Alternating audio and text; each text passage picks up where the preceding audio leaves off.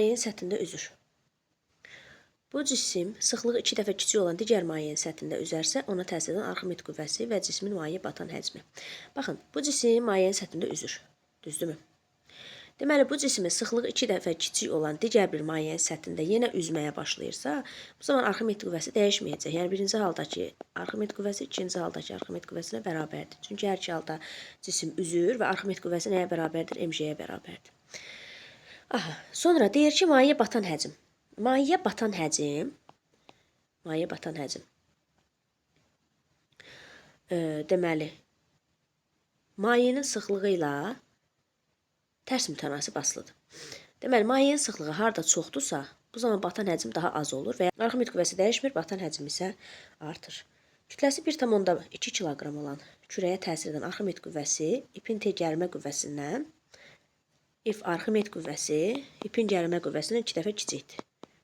Arximed qüvvəsi nəyə bərabərdir? Aha, gərilmə nəyə bərabər olur? Onda 2F Arximedə. İndi gəl baxaq şəklə. Bu cismə aşağıya doğru MJ ağırlıq qüvvəsi təsir edir. Yuxarıya doğru T gərilmə təsir edir. Bir də yuxarıya doğru F Arximed qüvvəsi təsir edir. Düzdürmü? Onda T üstə gələk F Arximed nəyə bərabər olur? MJ-yə. Bizə də burada şərtdə nə demişdi? T 2F Arximedə bərabərdir. Məndən də nəyi soruşur? El Arximedi soruşur. Bax, T-nin yerinə gəlin yazaq 2F Arximed. Üstə gələk F Arximed nəyə bərabərdir? MJ-yə. Onda olacaq 3F Arximed MJ-yə bərabərdir. F Arximed də MJ bölünsün 3-dür. Kütləmiz nə qədər idi? 1,2 kiloqram. Ona vuranda olacaq 12. 12 bölünsün 3 də mənə nəyi verir? 4 newtonu verir. Cavab olacaq 4 newton C variantı. Sıxlıqları maye sıxlığından kiçik olan 3 eyni həcmli, üçünün də həcmi eynidir. Kürə iplərlə qabın dibinə salınmışdır. Kürələr M1 böyükdür M2, ya da böyükdür M3 kütlələri bu şəkildə olarsa, gərilmə qüvvələri məndən soruşur. Baxın, hər birinin həcmi eynidir. Aşağıya doğru hər birinin nəyi var? MJ ağırlıq qüvvəsi var. Hər birinin aşağıya doğru MJ ağırlıq qüvvəsi var. Bir də aşağıya doğru T gərilmə qüvvəsi var. Bir də yuxarıya doğru hər birinə F Arximed qüvvəsi təsir edir. Onda yazsaq, MJ üstə gələk T nəyə bərabər olmalıdır? F Arximedə. T gərilmə qüvvəsi onda necə olacaq? F Arximed çıxılsın MJ-yə. Düzdürmü? Deməli, harda kütlə çoxdursa, orada T gərilmə daha az olacaq. Ona görə M1 böyük, M2 böyük, M3-dürsə, artıq T gərilmə onun tərsi olacaq da. Olacaq T1 kiçikdir T2, o da kiçikdir T3-də. Cavab olur B variantı. Həcmi 0,3 metr kub olan kürəyə təsir edən ağırlıq qüvvəsi 6 kilonewtondur. Tamamilə suya batırıldıqda onun çəkisi neçə dəfə azalar? Nəyə bərabərdir? Arximed qüvvəsi Romaye tamamilə batıb deyə V cisim yazıram. Vurulsun J-yə. Romaye 1000-dir, 10 üstü 3, J-də 10-dur. Olacaq 10 üstü 4 vurulsun. Və cismin həcmi də 0,3-dür. Cavab eləyəcək nə qədər? 3000 Newton. Düzdürmü? İndi baxın. Ağırlıq qüvvəsini verib. Yəni, havadakı çəkimiz nə qədərdir? 6000 Newtondur. Mayeye salandan sonra bu cisimə 3000 Newton ağırlıq, daha doğrusu Arximed qüvvəsi təsir edib. Onda P mayedəki çəkini tapanda nə edirik? Havadakı çəkidən Arximedə çıxırıq. Yəni 6000-dən çıxırıq 3000-i qalır 3000 Newton. Yəni havadakı çəkisi 6000 idi. Maye daxilində 3000 Newton ağırlıq qüvvəsi təsir etdi. Onda mayedəki çəki nəyə bərabər oldu? 3000 Newton. Yəni əvvəl 6000 Newton idi, sonra 3000 Newtona düşdü. Onda neçə dəfə azalmış oldu? 2 dəfə azalmış. Sıxlığı 2 qram bölü santimetr kubu olan mayeyə tam batdıqda çəkisi 1,25 dəfə azalır. Metalın sıxlığını hesablayın. Deməli, havadakı çəki mayedəki çəkidən 1,25 dəfə çoxdur. Onda gəlin belə yazaq.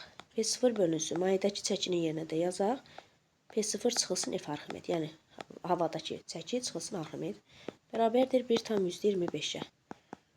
İndi gəl hesablayaq.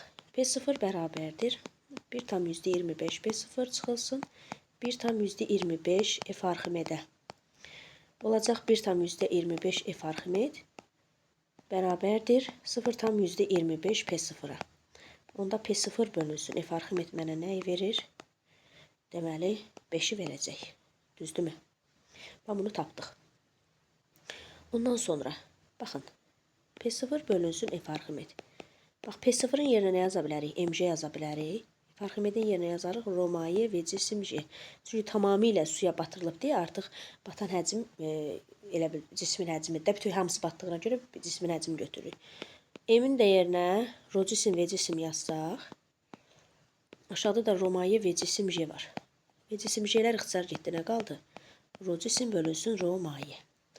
Baxın, P0 bölünsün F Arximedi tapmışdıq. Neçəyə bərabərdir? 5-ə bərabərdir. Buradan rho cisimdə nəyə bərabərdir? 5 rho mayeyə. Baxın, bu ifadədən. Deməli, mayeyə sıxlığını da 2 verib, gətirib yerinə qoysaq, 5 vurulsun 2. Bu da bizə 10 qram bölünsün santimetrin kubun verir.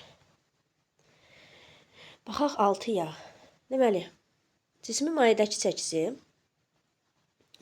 çəkisi, aha, onun havadakı çəkisindən 3 dəfə azdır.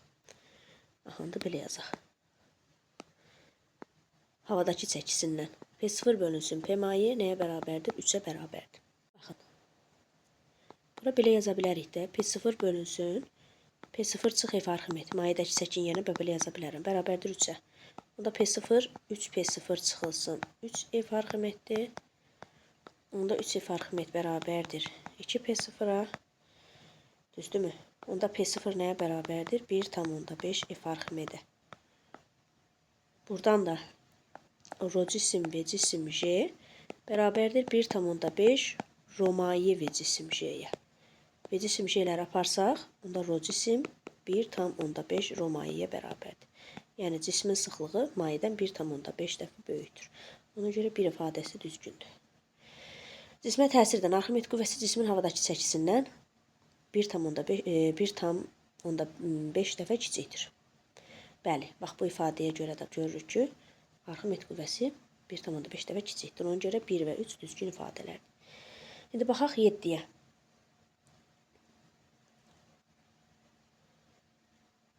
7-də nə deyir? Kütləsi 6 kiloqram olan cismi mayədən çıxartdıqda çəkisi 10 Newton artırsa. Baxın, çəkisi 10 Newton artırsa, deməli cismə təsirdən Arximed qüvvəsi elə 10 Newtona bərabərdir. Ona görə 1-ə getdi A. 1-ə getdi A. Vakuumdakı çəkisi. Vakuumdakı çəkisi elə MJ-yə bərabərdir. Yəni 6-dır, J-yə vuracaq, olacaq 60. Şey getdi B. Mayədəki çəki isə nəyə bərabərdir? Vakuumdakı çəki çıxılsın F Arximed. Yəni 60 çıxılsın 10 bərabərdir 50-yə. Cavab oldu D.